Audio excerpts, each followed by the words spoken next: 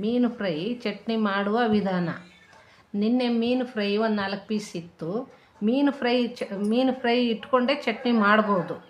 ಅದಕ್ಕೆ ರುಚಿಗೆ ತಕ್ಕಷ್ಟು ಉಪ್ಪು, ಒಂದು 5-6 ಮೆಣಸಿನ್ಕಾಯಿ, 2 ಬೆಳ್ಳುಳ್ಳಿ ತೊಗೊಂಡಿನಿ, ಒಂದು ಈರುಳ್ಳಿನ ಸುಲಿದು ಒಂದು ಸ್ವಲ್ಪ ಜಜ್ಜಿಕೊಂಡಿನಿ. ಯಾಕಂದರೆ ಈ ಥರ ಮಾಡ್ಕೋಬೇಕು, ಚಟ್ನಿ ರುಚಿಯಾಗಿರುತ್ತೆ. ಕೊಯ್ದು ಹಾಕಿದ್ರೆ ಅಷ್ಟು ಟೇಸ್ಟ್ ಬರೋಲ್ಲ.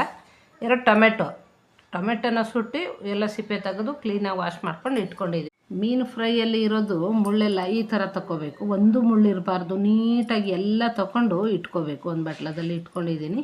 ಈಗ ಚಟ್ನಿ ಮಾಡೋ ವಿಧಾನವನ್ನು ತೋರಿಸ್ತೀನಿ. ಈ ಥರ ಕಿವುಚ್ಕೋಬೇಕು.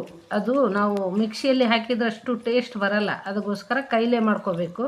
ಕೈಲೇ ಮಾಡ್ಕೊಂಡ್ರೆ ತುಂಬ ಚೆನ್ನಾಗಿರುತ್ತೆ, ಟೇಸ್ಟಿಯಾಗಿರುತ್ತೆ. ರೊಟ್ಟಿಗೂ ಚಪಾತಿಗೂ ಮಾಡ್ಕೋಬೇಕು, ತುಂಬ ಚೆನ್ನಾಗಿರುತ್ತೆ. ಬರೀ ಫ್ರೈ ತಿಂತೀವಲ್ಲ, ಅದು ಬೇರೆ ಟೇಸ್ಟು, ಈ ಚಟ್ನಿ ಬೇರೆ ಟೇಸ್ಟು. ಕಿವುಚ್ಕೋಬೇಕು ಕೈಯಿಂದ ಕ್ಲೀನಾಗಿ. ಅದಾದಮೇಲೆ ಎಲ್ಲ ಮುಳ್ಳೆಲ್ಲ ತೊಗೊಂಡಿದ್ನಲ್ಲ ಮೀನಿನ ಫ್ರೈ, ಅದನ್ನು ಈ ಥರ ಕಲಿಸ್ಕೋಬೇಕು. ತುಂಬ ಚೆನ್ನಾಗಿರುತ್ತೆ ನೋಡಿರಿ, ಇದನ್ನು ಮಾಡಿ ತಿನ್ನಿರಿ. ಮೀನು ಚಟ್ನಿ ತುಂಬ ಚೆನ್ನಾಗಿರುತ್ತೆ, ಭಾಳ ಟೇಸ್ಟಿಯಾಗಿರುತ್ತೆ ನೋಡಿರಿ. ರೊಟ್ಟಿ ಇಲ್ಲ ಚಪಾತಿ ಎರಡರಲ್ಲಿ ಒಂದು ಮಾಡ್ಕೋಬೇಕು, ತುಂಬ ಚೆನ್ನಾಗಿರುತ್ತೆ. ಟೇಸ್ಟ್ ನೋಡ್ತಾ ಇದ್ದೀನಿ, ಚೆನ್ನಾಗಿದೆ, ಸೂಪರಾಗಿದೆ. ಚಟ್ನಿ ರೊಟ್ಟಿ ತುಂಬ ಚೆನ್ನಾಗಿದೆ ಕಣ್ರಿ.